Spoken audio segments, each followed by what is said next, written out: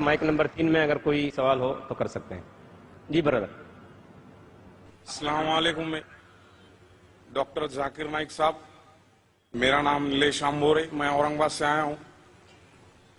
میرا سوال یہ ہے سر آپ سے، آپ جب کسی ہندو گیتا یا وید کا حوالہ دے کر اگر آپ کچھ بولتے ہیں یا قرآن سے وہ ملتا ہے تو کیا اس کے اوپر ہم عمل کر سکتے ہیں؟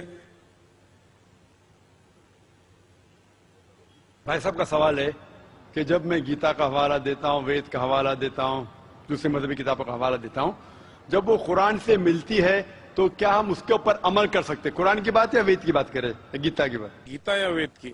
گیتا یا وید. تو اگر جو چیز وید اور گیتا میں لکھی ہے اور جو قرآن سے ملتی ہے، کیا ہم ان پہ عمل کر سکتے ہیں؟ میرا کہنا یہ ہے کہ قرآن کو کہا گیا فرقان. فرقان مطلب وہ چیز جو سچ اور جھوٹ کے بیچ میں جو ڈفرنس ہے اس کو پہچانتی ہے.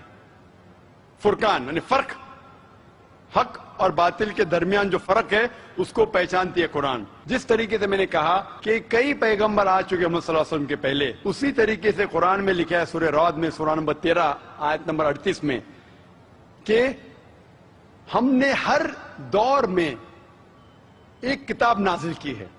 نام سے صرف 4 کتابوں کا ذکر ہے: توراہ، زبور، انجیل اور فرقان، قرآن. لیکن اس آیت کے مطابق کئی کتابیں نازل کی گئی ہے، ان کا نام سے ذکر نہیں قرآن مجید میں. لیکن جتنی بھی کتابیں قرآن مجید کے پہلے آئے وہ صرف ایک امت کے لیے تھی، ایک گروہ کے لیے تھی، اور وہ سارا پیغام محدود تھا ایک وقت کے لیے. اسی لیے اللہ سبحانہ و تعالیٰ نے، خدا نے یہ ساری کتابوں کو محفوظ رکھنے کے لیے صحیح نہیں سمجھا، کیونکہ یہ محدود تھی اس وقت کے لیے. اسی لیے یہ جتنی کتاب پہلے نازل ہوئی وہ محفوظ نہیں ہے، نہ اس کی ضرورت ہے. لیکن کیونکہ قرآن مجید آخری کلام ہے اللہ سبحانہ و تعالیٰ کا، اسی لیے اللہ سبحانہ و تعالیٰ خود کہتے ہیں سورہ ہجر میں سورہ نمبر 15 آیت نمبر 9 میں کہ ہم نے اس قرآن مجید کو نازل کیا ہے اور ہم اس کی حفاظت کریں گے. تو جتنے پہلے کتابیں آئے ان کے اندر ملاوٹ ہو چکی ہے. جس طریقے سے اللہ تعالیٰ فرماتے قرآن مجید نے سورہ بقرہ میں سورہ نمبر 2 آیت نمبر 79 میں فَوَيْلٌ لِّلَّذِينَ يَكْتُبُونَ الْكِتَابَ بِأَيْدِيهِمْ ثُمَّ يَقُولُونَ هَٰذَا مِنْ عِندِ اللَّهِ لِيَشْتَرُوا بِهِ ثَمَنًا قَلِيلًا فَوَيْلٌ لَّهُم مِّمَّا كَتَبَتْ أَيْدِيهِمْ وَوَيْلٌ لَّهُم مِّمَّا يَكْسِبُونَ. لعنت ہے ان لوگوں پہ جو لوگ کتاب اپنے ہاتھ سے لکھتے ہیں اور کہتے ہیں یہ خدا کی طرف سے ہے. لعنت ہے ان لوگوں پہ جو کماتے ہیں، لعنت ہے ان لوگوں پہ جو لکھتے ہیں. تو اس سے یہ ظاہر ہوتا ہے کہ جتنے پہلے کتابیں آئے ان میں ملاوٹ ہو چکی ہے. یہ قرآن آخری کلام ہے اور کوئی بھی چاہے تو اس کو تبدیل کر ہی نہیں سکتا. خدا خود، اللہ سبحانہ خود اس کی حفاظت کریں گے.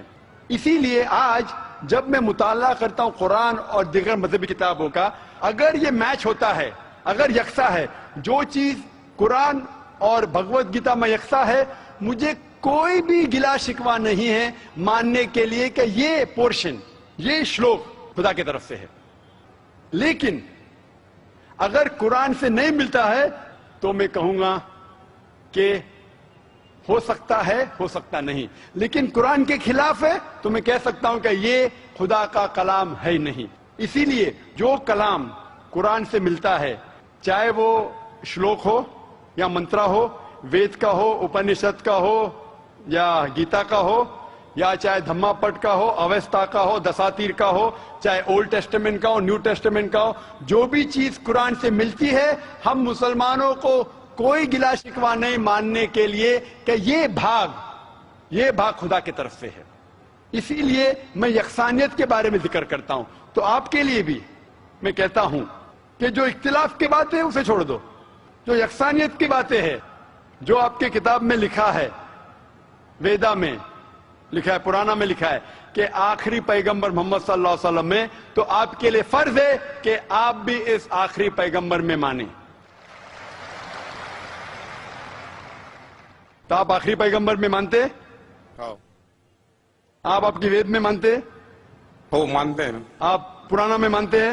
ہو مانتے. تو میرے تقریر میں نے اتنے بار کہا اور اتنے حوالے دیا کہ آپ کی مذہبی کتابوں میں لکھا ہے کہ محمد صلی اللہ علیہ وسلم انتم رشی ہے. آپ کل کی پرانا پڑھیں گے تو ان کے والد کا نام لکھا ہے وشنو یاس عبداللہ، ان کے والدہ کا نام لکھا ہے سمتی آمینہ. وہ کہاں پیدا ہوئیں گے؟ سنبالا میں، مکہ میں. وہ چیف آف سنبالا میں، قریش کے خاندان میں. ساری چیزیں میں نے کہا. تو اب آپ مانتے ہیں کہ آخری پیغمبر محمد صلی اللہ علیہ وسلم ہے؟ وہ مانتے ہیں. ماشاء اللہ.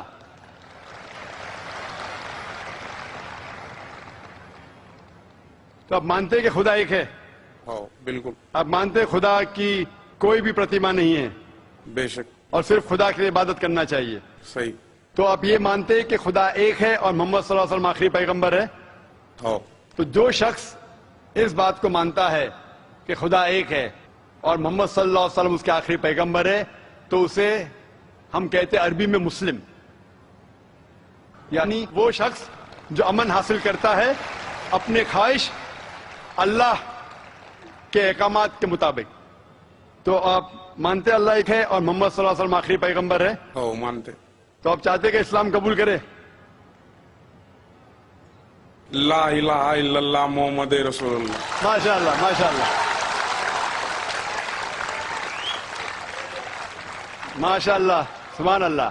آپ سے زبان سے کہہ دیے کہ اللہ ایک ہے، اس کے علاوہ کوئی معبود نہیں عبادت کے لائق، اور محمد صلی اللہ علیہ وسلم آخری پیغمبر، آپ مسلمان ہیں.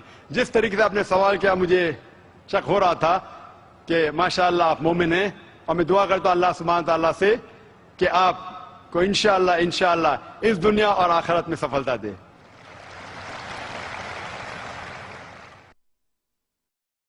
ہے آیا یورش تاتار کے افسانے سے، پاسباں مل گئے کعبے کو صنم خانے سے. خواتین میں اگر کوئی غیر مسلم خاتون ہو، کوئی غیر مسلم بہن ہو تو ان کو موقع دیا جائے.